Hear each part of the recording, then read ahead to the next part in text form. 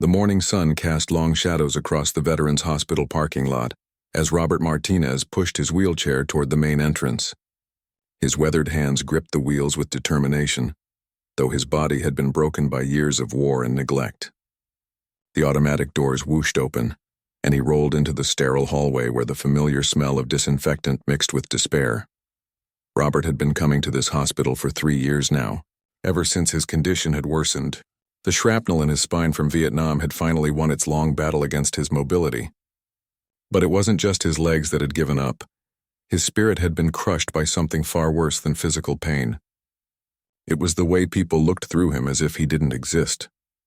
The hospital staff knew him by name, but their interactions were purely professional. A quick nod here, a polite smile there, but nothing that acknowledged the man behind the wheelchair. Other patients avoided eye contact, perhaps afraid that his misfortune might somehow be contagious. Visitors walked past him in the corridors as if he were part of the furniture, invisible and unimportant. Robert remembered when things were different. 50 years ago, he had been Sergeant Martinez, leading his squad through the jungles of Southeast Asia. Men had looked to him for guidance, trusted him with their lives. He had been somebody then, a leader who mattered. But war had a way of taking more than just limbs and mobility. It took dignity, purpose, and the respect of a society that quickly forgot its heroes. His daily routine at the hospital had become a painful reminder of his invisibility. He would arrive early for his physical therapy sessions, sitting in the waiting area where families gathered around their loved ones. Children would stare at him briefly before their parents quickly redirected their attention elsewhere. Young couples would whisper to each other, probably wondering what terrible choices had led to his condition. The physical therapy sessions themselves were the worst part. The therapists were kind enough, but they treated him like a case study rather than a human being. They would discuss his limitations and progress as if he weren't sitting right there, listening to every word. Their clinical detachment made him feel like a broken machine being evaluated for repairs, rather than a man fighting to reclaim some piece of his former self. During lunch breaks, Robert would wheel himself to the hospital cafeteria. The staff would serve him his meal with the same mechanical efficiency they showed everyone else, but there was no warmth in their service. He would sit alone at a corner table, watching families enjoy their time together while he ate in solitude. The conversations around him were about plans for the future, dreams and aspirations that seemed as foreign to him as life on another planet. In the afternoons, he would often sit in the hospital garden, a small courtyard designed to provide peace for patients and visitors. The garden was beautiful, with carefully maintained flowers and comfortable benches positioned to catch the afternoon sun. But even in this peaceful setting, Robert felt like an outsider looking in on a world that had moved on without him. Other veterans occasionally passed through the hospital, but they rarely acknowledged each other. There seemed to be an unspoken understanding that their shared experiences were too heavy to discuss with strangers. Each man carried his own burden of memories and regrets, and adding someone else's pain to their own felt impossible. The evenings were the hardest. As visiting hours came to an end and families said their goodbyes, Robert would watch the exodus of love and support that he would never experience. His own family had slowly drifted away over the years, unable to cope with his depression and physical limitations. His ex-wife had remarried and moved across the country. His children sent birthday cards but rarely called, and visits had stopped altogether. Robert had grown accustomed to this invisibility, but it cut deeper each day. He began to wonder if this was how he would spend the rest of his life, rolling through corridors where no one really saw him, sitting in waiting rooms where he was just another broken-down veteran taking up space. The man who had once led soldiers into battle now couldn't even command attention from a busy nurse. As he prepared to leave the hospital that evening, Robert caught his reflection in the lobby's glass doors. The face staring back at him looked tired and defeated, nothing like the confident young sergeant who had shipped out to Vietnam decades earlier. He barely recognized himself anymore, and if he couldn't see who he used to be, how could he expect anyone else to notice him now? The parking lot was nearly empty as Robert made his way to his specially equipped van. The sun was setting, painting the sky in shades of orange and purple that reminded him of sunsets over rice paddies in a war zone far away. He sat in his van for a moment before starting the engine, gathering the emotional strength he would need to face another day of being invisible in a world that had forgotten he existed. The next morning brought an unusual buzz of activity to the Veterans Hospital. Robert noticed it immediately as he wheeled through the main entrance. Staff members were moving with more purpose than usual, and there seemed to be an undercurrent of excitement in their conversations. Security guards who normally lounged at their posts were standing straighter, speaking into their radios with increased frequency. Robert made his way to the physical therapy department, curious about the change in atmosphere. The receptionist, who usually offered him nothing more than a perfunctory greeting, actually looked up from her computer screen and smiled. "Good morning, Mr. Martinez. Did you hear about our special visitor today?" This was the first time in months that anyone had initiated a conversation with him beyond the basics of his appointment schedule. Robert felt a spark of interest that he hadn't experienced in years. "Special visitor?" he asked, leaning forward in his wheelchair. "A high-ranking military official is coming to tour the facility," she explained, her voice carrying the kind of excitement typically reserved for celebrity sightings, some kind of inspection or evaluation. The whole place has been in preparation mode since yesterday evening. As Robert processed this information, he watched staff members rushing past with cleaning supplies and fresh flowers. The normally adequate hospital was being transformed into something that would impress important visitors. It occurred to him that this was probably the most attention the facility had received from military leadership in years. His physical therapy session was shortened due to the preparations, which actually suited Robert fine. He was more interested in observing the transformation taking place around him than enduring another hour of painful exercises that seemed to produce minimal results. The therapist seemed distracted anyway, constantly checking her watch and adjusting her uniform. By mid-morning, the changes were remarkable. The floors gleamed with fresh wax, the windows sparkled, and every surface had been scrubbed to perfection. Staff members who usually wore casual scrubs had upgraded to their most professional attire. Even the patients seemed to sense that something important was happening. Sitting up straighter and speaking in more subdued tones, Robert positioned himself in the main lobby where he would have the best view of the proceedings. Other patients had gathered there as well, some in wheelchairs like himself, others using walkers or canes. There was an atmosphere of anticipation that reminded him of military inspections from his younger days, when everyone would polish their boots and straighten their uniforms for visiting brass. Around noon, black SUVs began arriving in the parking lot. Robert watched through the lobby windows as men in dark suits emerged from the vehicles, followed by military personnel in dress uniforms. The security detail moved with practiced efficiency, establishing perimeters and checking sightlines. It was clear that whoever was coming commanded serious respect and protection. The hospital administrator, a woman Robert had seen perhaps twice in 3 years, appeared in the lobby wearing her finest business suit. She was accompanied by department heads and senior staff members, all looking nervous and eager to make a good impression. They formed a small receiving line near the main entrance, checking their appearance one final time. When the main guest finally entered the building, Robert was struck by the immediate change in everyone's demeanor. The man was clearly high-ranking military, his uniform decorated with ribbons and insignia that spoke of decades of distinguished service. He was older, probably in his 60s, with silver hair and the kind of commanding presence that filled a room without effort. The entourage moved through the lobby with purpose, the administrator providing commentary about the facility's services and capabilities. Robert noticed how the staff members they encountered seemed to stand taller when the general approached, eager to be acknowledged or recognized for their contributions to veteran care. As the group passed near Robert's location, he found himself studying the general's face. There was something familiar about the man, though Robert couldn't immediately place where he might have seen him before. The general's eyes swept the lobby, taking in everything with the careful attention of someone accustomed to evaluating conditions and making critical decisions. For a brief moment, their eyes met. Robert expected the same polite but distant acknowledgement he received from most officials. A quick nod before moving on to more important matters. Instead, the general's expression changed. His steady pace faltered slightly, and he seemed to be studying Robert's face with the same intensity that Robert was watching him. The administrator continued her guided tour, but Robert noticed that the general's attention kept drifting back toward his location. There was something in the man's expression that Robert couldn't quite read. Recognition, perhaps, or maybe just the professional assessment of a fellow veteran. Whatever it was, it felt different from the usual indifference he encountered. The tour group moved on toward the medical wings, leaving Robert alone with a strange sense that something significant had just occurred.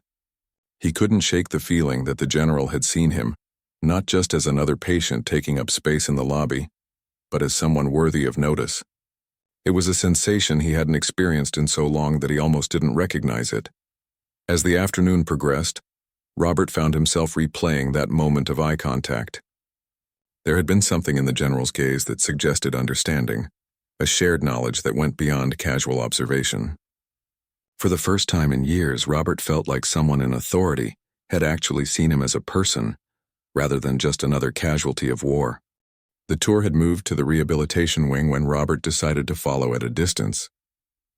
His curiosity had been sparked by that moment of recognition, and he found himself wheeling through corridors he rarely visited, trying to catch glimpses of the general and his entourage. The hospital staff was so focused on impressing their important visitor that they barely noticed one patient moving through their carefully orchestrated presentation. Robert positioned himself near the entrance to the occupational therapy room, where he could observe without interfering. The general was asking detailed questions about treatment protocols and success rates, demonstrating a genuine interest in the quality of care being provided. His questions weren't the superficial inquiries of a politician making a photo opportunity. They showed real understanding of the challenges facing wounded veterans. As the group examined adaptive equipment and therapy tools, Robert noticed something else about the general. Despite his obvious authority and the deference being shown to him by everyone present, there was a humility in his demeanor that reminded Robert of the best officers he had served under in Vietnam. This wasn't a man who had forgotten what it meant to be a soldier. The tour continued to the prosthetics department, where several veterans were being fitted for artificial limbs. Robert watched as the general spoke with each patient individually, asking about their experiences and listening carefully to their responses. Unlike the hospital staff, who often seemed rushed during patient interactions, the general gave each conversation his full attention. One young veteran, probably in his 20s and missing both legs from an IED explosion in Afghanistan, was struggling with his new prosthetics. Robert could see the frustration in the young man's face as he attempted to walk between parallel bars. The general approached him quietly, speaking in tones too low for Robert to hear, but whatever he said seemed to have a calming effect. What struck Robert most was how the general positioned himself during these conversations. Rather than standing over the patients in wheelchairs or hospital beds, he found ways to bring himself to their eye level. When speaking with the young amputee, he sat on a nearby stool. With patients in wheelchairs, he crouched down or pulled up a chair. These small gestures spoke volumes about the man's character and his respect for the people he was meeting. The hospital administrator seemed pleased with how the visit was progressing. Her initial nervousness had given way to confident pride as she highlighted the facility's achievements and future plans. The general nodded appropriately and asked thoughtful questions, but Robert sensed that he was conducting his own evaluation beyond the official tour. As the group prepared to move to the next wing, Robert realized he had been so focused on observing that he hadn't noticed one of the general's aides approaching him. The young officer, a captain based on his insignia, stopped beside Robert's wheelchair and spoke quietly. "Excuse me, sir. The general would like to know if you have a few minutes to speak with him privately." Robert felt his heart rate increase. In all his years of hospital visits, no one in authority had ever requested a private conversation with him. He nodded, unsure of what to expect but intrigued by the unusual request. The captain gestured toward a small conference room that was typically used for family meetings. A few minutes later, the general entered the room alone, having left his entourage to continue the tour without him. He closed the door behind him and approached Robert with the same respectful demeanor Robert had observed during the tour. Instead of sitting behind the conference table in a position of authority, the general pulled a chair around to face Robert directly. "Sergeant Martinez," the general said, and Robert felt a shock of recognition. Not only had this man somehow learned his name and rank, but the way he said it carried the respect of one soldier addressing another. I believe we served in the same area of operations in Vietnam, though probably not at the same time. Robert studied the general's face more carefully, trying to place him in his memories of that distant war. The man continued, I'm General William Harrison. I did 3 tours in Southeast Asia between 1969 and 1975. I believe you were there earlier, around 1967 to 1968. The name clicked in Robert's memory. Not from personal interaction, but from stories he had heard during his second tour. Harrison had been a young lieutenant then, known for his dedication to his men and his willingness to share their hardships. The stories about him had been the kind that gave other soldiers hope that not all officers had forgotten what it meant to lead from the front. I've read your service record, Sergeant. Harrison continued. Bronze Star with V device, Purple Heart, Combat Infantryman Badge. You led your squad through some of the heaviest fighting in the Central Highlands. Your men spoke very highly of you in their reports. Robert felt emotions stirring that he had buried for decades. No one had acknowledged his service in years, and certainly no one had ever taken the time to research his record. The fact that this general, this man who had achieved everything Robert had once dreamed of becoming, had bothered to learn about his service felt almost impossible to believe. I also know, Harrison said quietly, that you've been fighting a different kind of battle since you came home, the kind that doesn't make the news or earn recognition, but requires just as much courage as anything we faced overseas. For the first time in years, Robert felt truly seen by another person. This wasn't pity or professional courtesy. It was the recognition of one warrior by another, an acknowledgement of shared experiences and mutual respect that transcended rank or current circumstances. General Harrison leaned back in his chair, his expression becoming more personal as the formal atmosphere of the military inspection gave way to something deeper. Sergeant, I want to tell you why I really came here today. This wasn't just a routine facility inspection. Robert waited, sensing that he was about to hear something important, something that would explain the unusual attention he was receiving from this distinguished officer. 3 weeks ago, Harrison began, I received a letter from a former Marine named James Sullivan. He served in your unit during your second tour in Vietnam. Ring any bells? The name hit Robert like a physical blow. Jimmy Sullivan, barely 19 years old when he joined Robert's squad, scared and green but eager to prove himself. Robert remembered him clearly. A kid from Boston with an infectious laugh and an unfortunate tendency to volunteer for the most dangerous assignments. Jimmy wrote to me because he's been fighting cancer for the past 2 years. Harrison continued. He's in hospice care now, and he's been trying to track down the men he served with, particularly you. He wanted me to know about something that happened during the operation at Firebase Charlie in February 1968. Robert's hands tightened on the armrests of his wheelchair. Firebase. Charlie was a memory he had tried to bury for 50 years.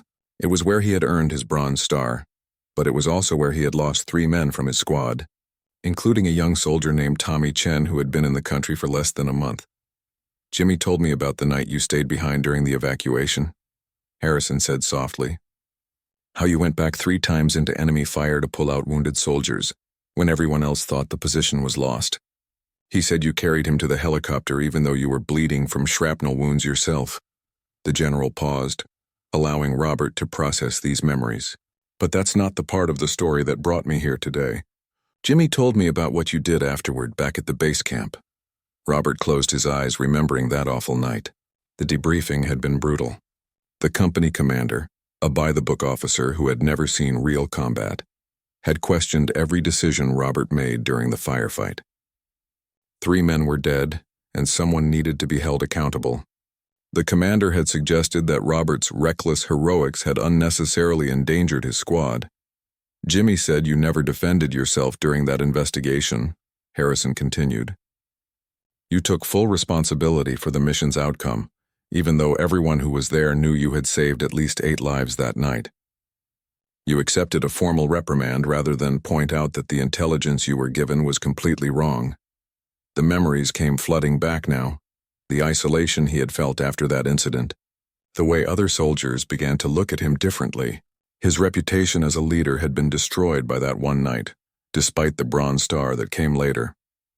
It was the beginning of the slow erosion of his sense of worth that had continued long after he returned home. Jimmy also told me what happened to you after you got back to the States, Harrison said. How the Army discharged you without proper medical evaluation for your injuries. How you struggled to find work because of the physical limitations from your wounds. How your marriage fell apart because you couldn't talk about what you'd experienced. Robert felt tears forming in his eyes. The first tears he had shed in years. No one had ever connected the dots between his service and his current situation. Everyone saw him as just another broken-down veteran who couldn't get his life together, not as a man whose sacrifices had been forgotten and whose service had been dismissed. Sergeant Martinez, Harrison said, his voice carrying the authority of his rank but also the warmth of genuine respect. I want you to know that Jimmy's letter wasn't the only one I received. Over the past month, I've heard from 6 other veterans who served with you at different times.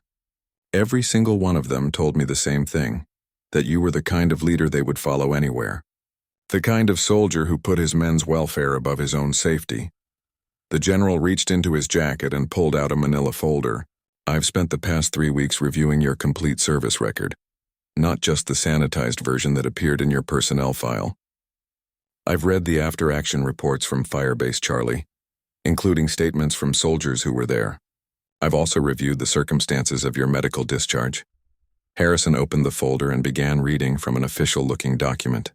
Private First Class James Sullivan stated, Sergeant Martinez exposed himself to concentrated enemy fire on 3 separate occasions to evacuate wounded personnel.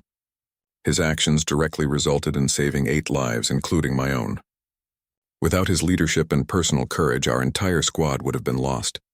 Robert listened in amazement as Harrison read similar statements from other soldiers. Men he had served with had remembered his actions and had taken the time to document them, even though it wouldn't change anything official about his record. The truth is, Sergeant, Harrison said, closing the folder, your service was exemplary. You were failed by a system that was supposed to take care of you, and you've been carrying that burden alone for 50 years, but you're not alone anymore. The general stood up and walked to the window, looking out at the hospital parking lot where his official vehicles waited. I came here today because I wanted to meet you face to face. I wanted to look you in the eye and tell you that your service mattered, that your sacrifices were noticed, and that there are people who remember what you did for this country. When he turned back to Robert, there were tears in the general's eyes as well. In 43 years of military service, I've met thousands of soldiers. Very few of them had the kind of impact on their men that you did. Jimmy Sullivan is dying, but he wanted to make sure that before he goes, someone in authority knew the truth about Sergeant Robert Martinez. General Harrison returned to his seat, but this time he positioned himself even closer to Robert, leaning forward with an intensity that commanded attention. Sergeant, what I'm about to tell you next is why I really needed to meet you in person. Robert wiped his eyes, still struggling to process everything he had heard.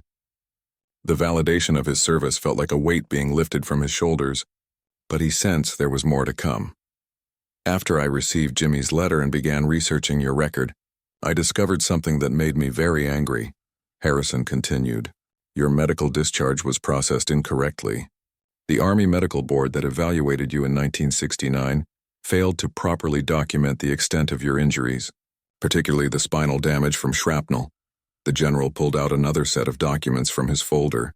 According to the medical records I was able to locate, you should have been classified as 100% disabled due to service-connected injuries. Instead, you were given a 30% rating and discharged without proper benefits or follow-up care. Robert stared at the papers in disbelief. For 50 years, he had believed that his struggles were his own fault, that he hadn't been strong enough to overcome his injuries and readjust to civilian life. The possibility that he had been wronged by the very system he had served had never occurred to him. This isn't just about paperwork, Sergeant, Harrison explained. This error has cost you hundreds of thousands of dollars in disability benefits over the past 5 decades. More importantly, it's cost you access to proper medical care and the recognition you deserved as a disabled veteran. The magnitude of this revelation was overwhelming. Robert thought about all the years he had struggled financially, working jobs that aggravated his injuries because he couldn't afford proper treatment. He remembered the shame he had felt when he couldn't provide for his family, the way his wife had looked at him when he lost yet another job due to his physical limitations. I want you to know that I've already set wheels in motion to correct this injustice, Harrison said. I've contacted the Department of Veterans Affairs personally. and I've assigned my staff to expedite a complete review of your case. You're going to receive the benefits and recognition that you should have received 50 years ago." Robert found his voice for the first time since the conversation began. "General, I don't know what to say. I never expected anything like this." Harrison smiled the first time his expression had lightened during their conversation. "You don't need to say anything, Sergeant. This is just the government finally doing what it should have done decades ago. But there's something else I want to discuss with you." The general's tone became more serious again. "I've also learned about your situation here at the hospital. I know that you come here 3 times a week for treatment, and I know that you've been feeling invisible, forgotten by the people around you." Robert nodded, embarrassed that his emotional state was so apparent to this distinguished officer. "That ends today," Harrison said firmly. "I've spoken with the hospital administrator and some changes are going to be made. First, you're going to be assigned a patient advocate whose job is to ensure you receive the highest quality care available. Second, the staff here is going to receive additional training on recognizing and honoring the service of veterans." The general reached into his jacket again and pulled out a small velvet box. "But before we talk about the future, I have something that belongs to you." Harrison opened the box to reveal a medal that took Robert's breath away. It was a silver star, the nation's 3rd highest military decoration for valor in combat. "This medal was approved for you in 1968 following the action at Firebase Charlie," Harrison explained. "It was lost in the bureaucratic shuffle after your medical discharge and no one bothered to follow up on it. Jimmy Sullivan's letter prompted me to dig deeper into the records and I found the original recommendation signed by your battalion commander." Robert stared at the medal, unable to speak. The silver star represented recognition that he had never received, validation that his actions in combat had been worthy of the highest honors his country could bestow. "Sergeant Robert Martinez," Harrison said, standing and coming to attention. "By the authority vested in me as a general officer in the United States Army, and in recognition of your gallant actions in ground combat against a hostile force, I present you with the Silver Star."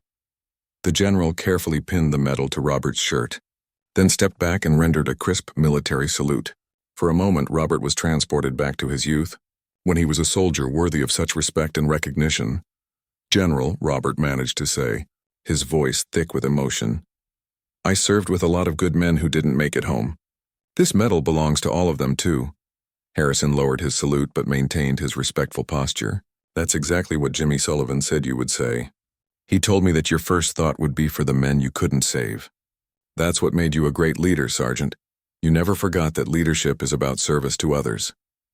The 2 men sat in comfortable silence for a moment, the weight of shared understanding passing between them. Finally, Harrison spoke again. "There's one more thing I need to tell you about why I came here today. Jimmy Sullivan isn't the only one who's been looking for you. There's going to be a reunion." General Harrison pulled out his phone and showed Robert a photograph that made his heart skip a beat. It was a group of older men, some in wheelchairs, others using canes, but all wearing military caps and smiling at the camera. Robert recognized several faces immediately, despite the decades that had passed since he had last seen them. "This picture was taken 2 weeks ago in San Antonio," Harrison explained. "These are men from your various units in Vietnam. Different times, different places, but all soldiers whose lives you touched during your service. They've been planning this reunion for months, specifically to honor you." Robert studied each face in the photograph, memories flooding back with each recognition. There was Rodriguez from his first squad, the kid from New Mexico who had been so homesick until Robert had helped him find his confidence. Martinez, no relation despite sharing a name, who had arrived as a replacement after Firebase Charlie, and credited Robert with teaching him how to survive his tour. Thompson, the radio man who had been wounded during a patrol and whom Robert had carried to safety through 2 miles of jungle. "How did they find each other?" Robert asked, still staring at the photograph in amazement. "It started with social media, believe it or not," Harrison said with a slight smile. "Rodriguez had been looking for you for years. He posted something on a veterans Facebook group, and one by one other men who had served with you began to respond. They discovered that almost all of them had similar stories about how you had influenced their lives." The general scrolled through his phone and showed Robert another image, a handwritten letter that had been photographed and shared digitally. "This is from Thompson. He wrote it to the group explaining why finding you was so important to him. Robert read the letter, his hands trembling slightly. Thompson described the night he had been wounded during an ambush, how Robert had stayed with him during the evacuation, talking to him constantly to keep him conscious. Thompson wrote that Robert's calm voice and steady presence had convinced him that he was going to survive, giving him the strength to fight through the worst of his injuries. Every one of these men has a similar story, Harrison continued. Rodriguez credits you with saving his life during his first week in country, by teaching him how to read the jungle signs that indicated enemy presence. Martinez said you helped him write letters to his wife when he couldn't find the words to express what he was going through. Robert was overwhelmed by these accounts. He had done what any good sergeant would do, look after his men, teach them what they needed to know and bring them home alive if possible. He had never considered that these routine acts of leadership would have such a lasting impact. The reunion is scheduled for next month, Harrison said. It's going to be held at the Fort Sam Houston Museum in San Antonio. There will be about 20 men there, including some who served with you but couldn't make it to the planning meeting. The thought of seeing his old soldiers again filled Robert with both excitement and anxiety. These men remembered him as Sergeant Martinez, a confident leader who had answers and solutions. Would they be disappointed to see what he had become? An old man in a wheelchair who had spent years feeling sorry for himself? As if reading his thoughts, Harrison addressed his concerns directly. Sergeant, I know you're worried about how these men will see you now. I want you to understand something. They're not coming to this reunion to see the young sergeant they remember. They're coming to honor the man whose influence shaped their lives. Harrison showed Robert another photograph, this one of Thompson at what appeared to be a family gathering. Thompson became a teacher after the war. He's been working with at-risk youth for 40 years, using the same patient, steady approach you taught him in Vietnam. He says every time he helps a young person find their way, he thinks about the sergeant who showed him that leadership means caring about the people you're responsible for. The general continued scrolling through images and stories. Rodriguez became a police officer and eventually chief of police in his hometown. He instituted community policing programs based on what he learned from you about earning trust and respect rather than demanding it.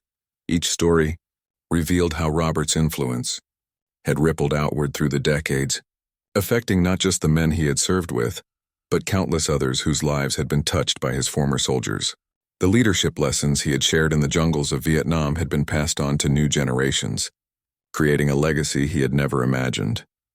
There's something else you should know about this reunion, Harrison said, his tone becoming more formal. The Army is going to be represented at the highest levels. The Secretary of the Army has personally requested to attend, along with several other senior officials. This isn't just a gathering of old soldiers. It's going to be an official recognition of your contributions to the service. Robert felt a mixture of honor and apprehension at this news. The idea of being the center of attention at such a high-level event was both thrilling and terrifying for someone who had spent years being invisible. I want you to know that you have a choice in all of this, Harrison continued. If you prefer a private gathering with just your old squad members, that can be arranged. But I hope you'll consider accepting the full ceremony. These men want the world to know about their sergeant, and frankly, the Army needs to acknowledge how badly we failed you after your service. Harrison stood up and walked back to the window, giving Robert time to process everything he had learned. When he turned around, his expression was serious but warm. Sergeant Martinez, 50 years ago you made a choice to put your soldiers' welfare above your own safety and comfort. You've spent the last 5 decades thinking that choice didn't matter, that your service was forgotten. Today you're learning that you were wrong. Your influence has been spreading through the lives of good men for half a century, and it's time the world knew about it. 1 month later, Robert found himself in San Antonio, sitting in his wheelchair outside the Fort Sam Houston Museum. The morning sun was warm on his face, and for the first time in years, he felt genuinely excited about what the day would bring. The past month had been a whirlwind of activity, medical evaluations, paperwork for his benefits correction, and phone calls from men he hadn't spoken to in 50 years. The VA had moved with unprecedented speed to correct his disability rating, and the difference in his treatment had been immediate and profound. At the Veterans Hospital, staff members now knew his story and greeted him with the respect he had never experienced before. His patient advocate, a young veteran named Sarah who had served in Iraq, had become not just a medical coordinator, but a friend who understood the unique challenges facing older combat veterans. As Robert waited for the ceremony to begin, he reflected on how much had changed since that day when General Harrison had first saluted him. The man who had felt invisible for so long was now the center of attention from people who genuinely cared about honoring his service. But more importantly, he had rediscovered his sense of worth as a human being. The museum's entrance doors opened, and familiar faces began to emerge. Rodriguez appeared first, now a distinguished-looking man in his 70s but still carrying himself with the confidence Robert remembered. Their eyes met across the courtyard, and Rodriguez broke into the same grin he had worn as a nervous 19-year-old soldier. "Sergeant Martinez," Rodriguez called out, approaching with tears in his eyes. "I can't believe we finally found you." The reunion that followed was unlike anything Robert had experienced. One by one, his former soldiers approached him, each man eager to share how their time under his leadership had shaped their lives. Thompson brought photographs of his students and grandchildren, explaining how the patience Robert had taught him had guided his career as an educator. Martinez showed Robert a commendation he had received as a police chief, crediting the leadership principles he had learned in Vietnam. But it was the stories they shared about their families that moved Robert the most. These men had returned from war and built successful lives, raised children who became doctors and teachers and community leaders. They spoke of how the values Robert had instilled in them, loyalty, integrity, putting others first, had been passed down to new generations. As the formal ceremony began, Robert was overwhelmed by the presence of high-ranking officials who had come to honor him. The Secretary of the Army delivered a speech about the importance of recognizing unsung heroes, men whose contributions had been overlooked by history but whose impact could be measured in the lives they had changed. General Harrison took the podium and addressed the gathering with the same sincerity Robert had come to expect from him. "Ladies and gentlemen, we are here today to correct a 50-year oversight. Sergeant Robert Martinez represents the very best of military leadership, a man who led by example, who put his soldiers' welfare above his own, and who never sought recognition for his extraordinary service." The general called Robert forward, and as his wheelchair was pushed to the front of the gathering, something remarkable happened. Every person in attendance, generals, politicians, former soldiers, and family members, rose to their feet in a standing ovation that seemed to go on forever. When the applause finally died down, Harrison began to speak again. "Throughout military history, there have been leaders whose influence extended far beyond their immediate command. Sergeant Martinez is such a leader. The men he led in Vietnam became teachers, police officers, community leaders, and fathers who passed on the values they learned from their sergeant." Harrison paused and looked directly at Robert. But perhaps most importantly, Sergeant Martinez taught these men that true leadership isn't about rank or recognition. It's about service to others. It's about making the person next to you better than they thought they could be. The ceremony continued with the presentation of additional honors, including a formal apology from the Army for the errors in his medical discharge and a guarantee that his story would be included in the museum's permanent collection. But for Robert, the most meaningful moment came when his former soldiers gathered around his wheelchair for a final photograph. As the camera flashed, capturing the image of an old sergeant surrounded by the men whose lives he had shaped, Robert realized that he had never really been invisible. His influence had been working quietly through the decades, spreading outward through acts of kindness and leadership that had touched countless lives.